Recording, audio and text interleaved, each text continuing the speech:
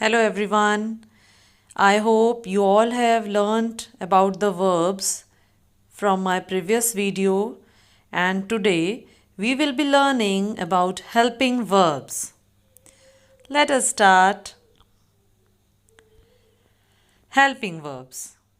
Helping verbs are the words that help the main verb in describing the action that happened in the past or is happening in the present or that will happen in future.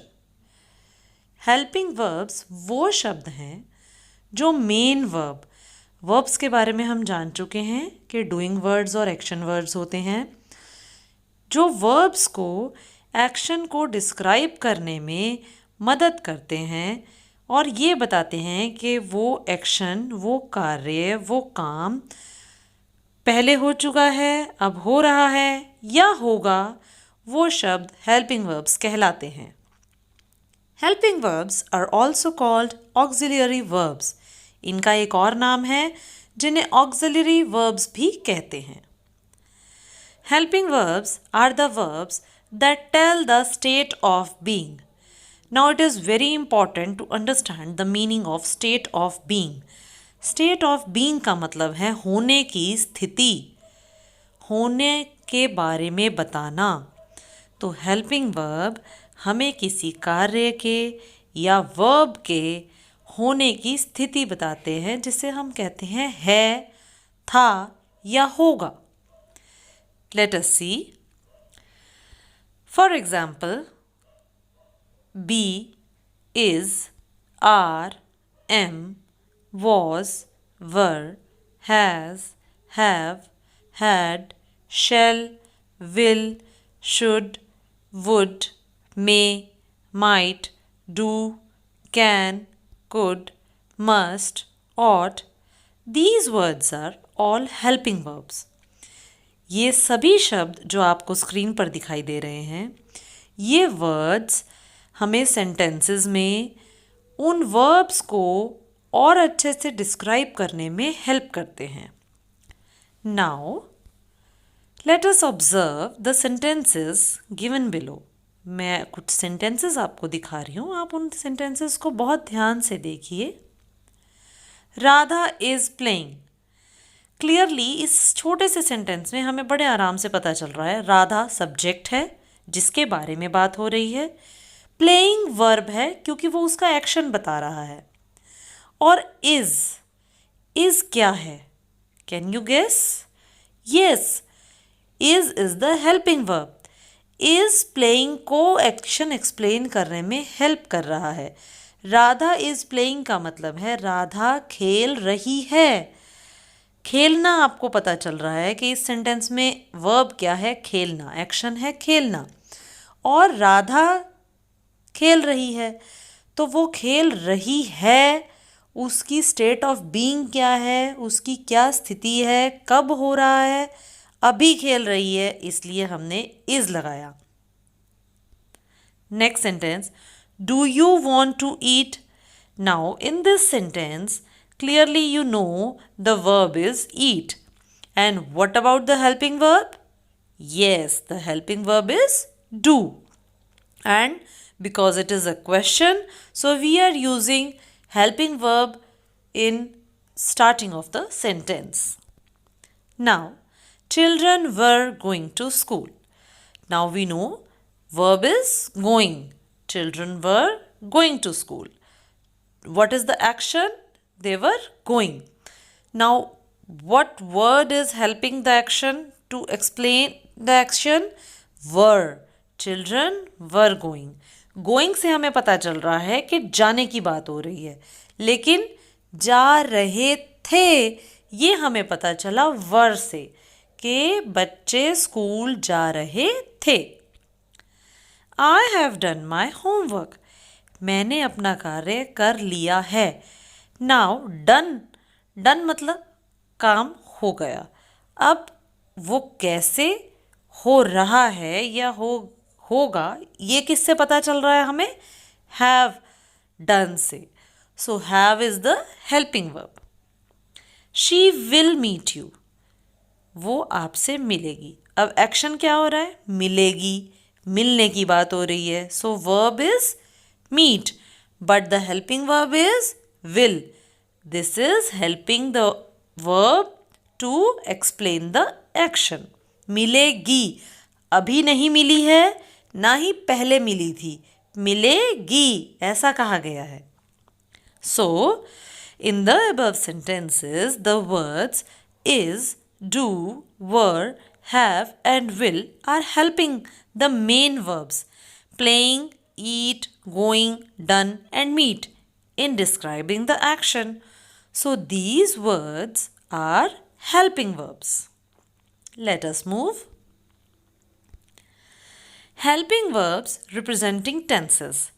Now, आपको इतनी बात समझ आ गई होगी अभी तक कि helping verbs जो हैं वो हमें समय भी बता रहे हैं कि काम हो गया था, हो रहा है या अभी होगा. So clearly we can get to know that helping verbs represent tenses. So what are the main 3 tenses? You all must be knowing present tense, past tense and future tense. जो हो रहा है अभी, जो है, जो हो चुका है पास्ट, और जो होगा future. So present, past and future. Now present tense. Present tense में कौन कौन सी हेल्पिंग वर्ब्स आती हैं? Do, does, is, are, am, has, can. Past tense कौन कौन सी वर्ब्स रिप्रेजेंट करती हैं? Helping verbs did, was, were, had, could, would. And future tense will, shall, will be, will have, could have, would have. But there are so many other helping verbs also. और भी helping verbs हैं. I have mentioned a few for you. आपके example के लिए मैंने आपको थोड़ी सी बताई हैं.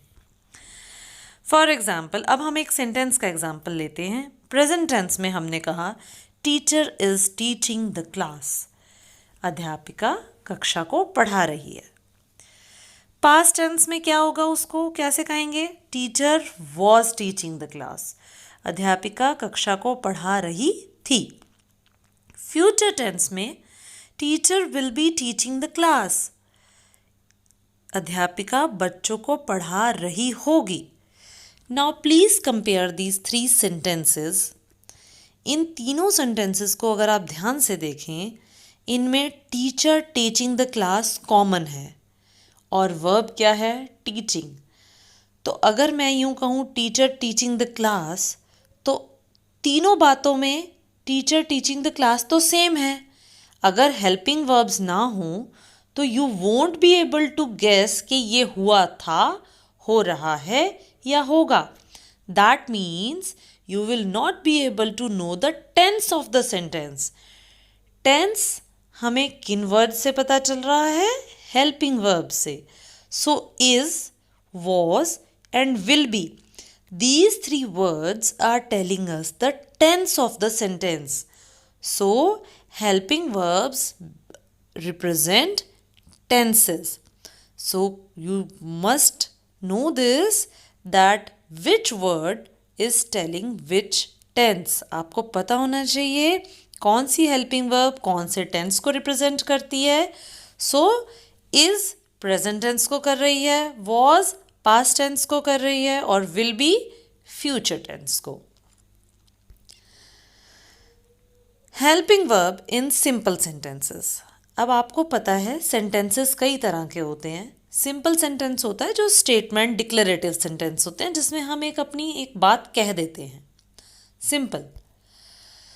Helping verbs in simple sentences is generally used after the subject. Subject के बाद यूज की जाती है हेल्पिंग वर्ब. जैसे कि the postman was carrying letters. Subject क्या है, किसके बारे में बात हो रही है? पोस्टमैन. एंड उसके बाद हमने हेल्पिंग वर्ब का यूज़ किया वॉज, और मेन वर्ब क्या है? Carrying letters.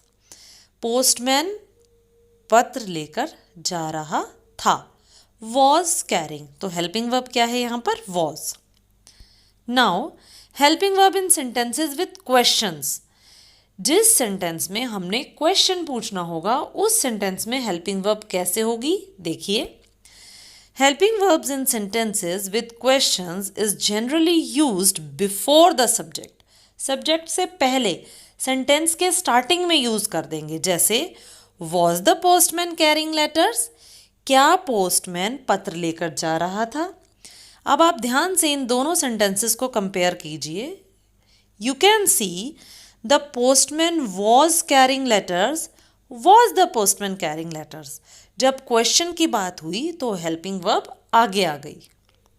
Okay, now helping verb in negative sentences.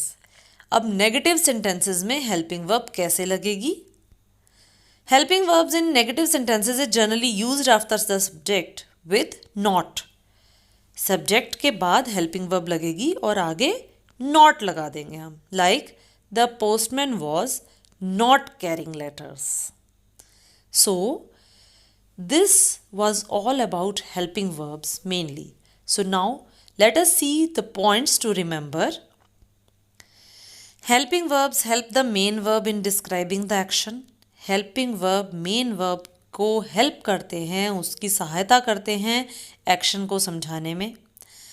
Helping verbs represent the tense time of the work done. जो भी काम हो रहा है या होना है उसके समय के बारे में बताते हैं, tense के बारे में बताते हैं.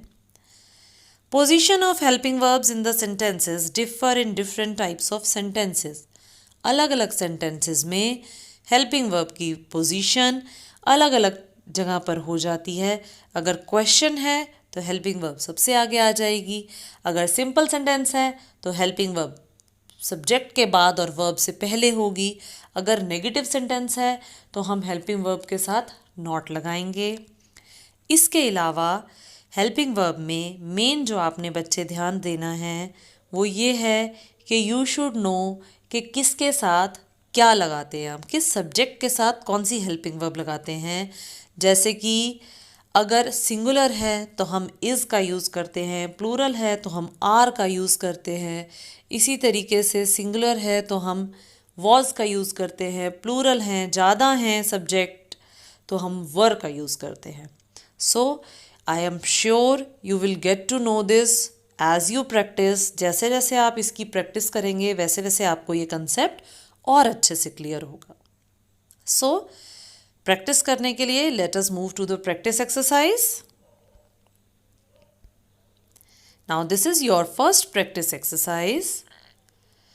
Find the helping verbs in the given sentences. I am sure this is going to be very easy for you. अगर आप वीडियो को बहुत ध्यान से देखेंगे, आपको कंसेप्ट समझ आया होगा तो ये आप आसानी से कर सकेंगे. First, she will play the background music. Abhay can catch the ball easily. Kids would be skating at the ice rink. Shall we dance tonight? One could eat more vegetables to remain healthy. The train will not leave the station soon. The passengers are travelling by the red bus. You were talking too much. Now, you try to find the helping verbs in these sentences on your own. Let us discuss the solution now. She will play the background music. इस sentence में main verb is play and helping verb is will. Abhay can catch the ball easily. Main verb is catch and helping verb is can. Kids would be skating at the ice rink. So helping verb is would be and the main verb is skating. Shall we dance tonight? Verb is dance and the helping verb is shall. And why it is on the starting of the sentence? Because it is a question. One could eat more vegetables to remain healthy. Helping verb is could and verb is eat. The train will not leave the station soon.